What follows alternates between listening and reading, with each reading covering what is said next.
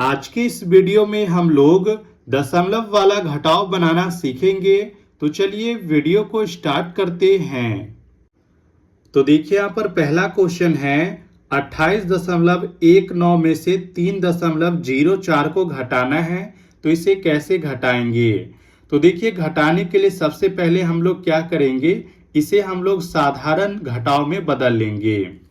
देखिए क्या है, 28.19 है, इसमें से क्या करना है 3.04 को घटाना है। तो आपको क्या करना है, दशमलव के सामने दशमलव को लगाना है। तो देखिए यहाँ पर दशमलव है, तो दशमलव के सामने में हम लोग दशमलव को लिखेंगे।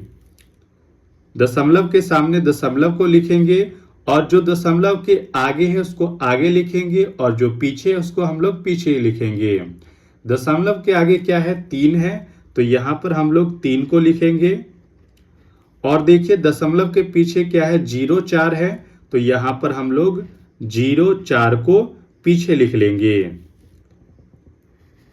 इसके बाद इसे यहाँ पर लाइन खींचेंगे और देखिए यहाँ पर घटाव बना रहे हैं, तो यहाँ पर घटाव का चिन्ह लगा देंगे। और देखिए खाली स्थान यहाँ पर है, तो खाली स्थान पर आप 0 को लिख सकते हैं। तो यहाँ पर हम लोग 0 को लगा दिए। तो देखिए इसे हमने साधारण घटाव में बदल लिया है। 9 में से 4 को घटाएंगे तो यहाँ पर आ जाएगा 5। 1 में से 0 को घटाएंगे, 0 मतलब कुछ नहीं घटाएंगे, तो यहाँ पर 1 ही बचेगा। दशमलव है तो दशमलव के सामने दशमलव को लगाएंगे। 8 में से 3 को घटाएंगे तो यहाँ पर आ जाएगा 5।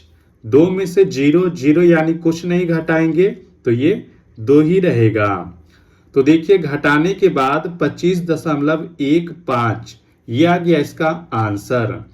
देखिए यहाँ पर आपको क्या करना है, ध्यान रखना है कि दशमलव के सामने ही दशमलव को लगाना है। जो आगे है उसको आगे लिखना है, जो पीछे है उसको पीछे लिखना है। तो ये साधारण में बदल जाएगा। इसके बाद घटा लेना है, जैसे कि आप साधारण वाला घटाव बनाते हैं। और देखिए 1 2 1 2 2 अंक के बाद दशमलव है, तो यहाँ पर भी 1 2 2 अंक के बाद दशमलव है। इसके बाद यहाँ पर दूसरा क्वेश्चन है 35.75 में से 11.2 को घटाना है। तो देखिए इसे भी हम लोग क्या करेंगे, सबसे पहले दशमलव के सामने दशमलव को लिखेंगे और जो दशमलव के आगे है उसको आगे लिखेंगे। आगे क्या है, 11 है, तो 11 को लिखें। दशमलव के पीछे में 2 है, तो पीछे में 2 है तो दशमलव के पीछे इसे लगा देंगे। इसके बाद हम लोग लाइन खींचेंगे और इसे घटाव बनाना है, तो यहाँ पर हम लोग घटाव का चिन्ह लगा देंगे। और देखिए यहाँ पर खाली है, तो खाली स्थान पर हम लोग 0 को लिख सकते हैं। 5 में से 0 को घटाएंगे तो यहाँ पर 5 ही बचेगा। 7 में से 2 को घटाएंगे तो यहाँ पर 5 बच जाएगा। दशमलव है तो दशमलव के सामने दशमलव को लगाते हैं। 5 में से 1 को घटाएंगे तो 4 बचेगा। 3 में से 1 को घटाएंगे तो यहाँ पर 2 बचेगा। तो देखिए 24.55 ये आ गया इसका आंसर। इसके बाद देखिए तीसरा क्वेश्चन है। देखिए 9.88 में से 6.28 को घटाना है। तो यहाँ पर क्या करना है, दशमलव के सामने दशमलव को लगाना है। जो आगे है उसे हम लोग आगे लिख लेंगे और जो दशमलव के पीछे है उसे हम लोग दशमलव के पीछे लिख लेंगे। इसके बाद यहाँ पर घटाव बना रहे हैं, तो लाइन खींचेंगे और घटाव का यहाँ पर सिंबल लगा दिए। इसके बाद जैसे कि आप साधारण घटाव बनाते हैं उसी प्रकार से इसे भी सॉल्व करना है। देखिए 8 में से 8 को घटाएंगे तो क्या होगा, यहाँ पर बच जाएगा 0। 8 में से 2 को घटाएंगे तो बच जाएगा 6। दशमलव के सामने दशमलव को लगाना है। 9 में से 6 को घटाएंगे तो यहाँ पर बचेगा 3। यहाँ पर 0 है तो 0 को लिख देंगे। तो देखिए घटाने के बाद 3.60 ये आ गया इसका आंसर। इसके बाद यहाँ पर चौथा क्वेश्चन देखिए। 7.4 में से 5.201 को घटाना है। तो यहाँ पर क्या करना है, दशमलव के सामने दशमलव को लगाना है। आगे में 5 है तो 5 को लिख लिए। पीछे में क्या है, 2, 0.1। तो इसको लिख लिए। इसके बाद लाइन खींचना है और इसे घटा लेना है। देखिए यहाँ पर कुछ भी नहीं है, कुछ भी नहीं है, तो यहाँ पर हम लोग 0 को लिख सकते हैं। इसे हम लोग दोबारा लिख लेते हैं।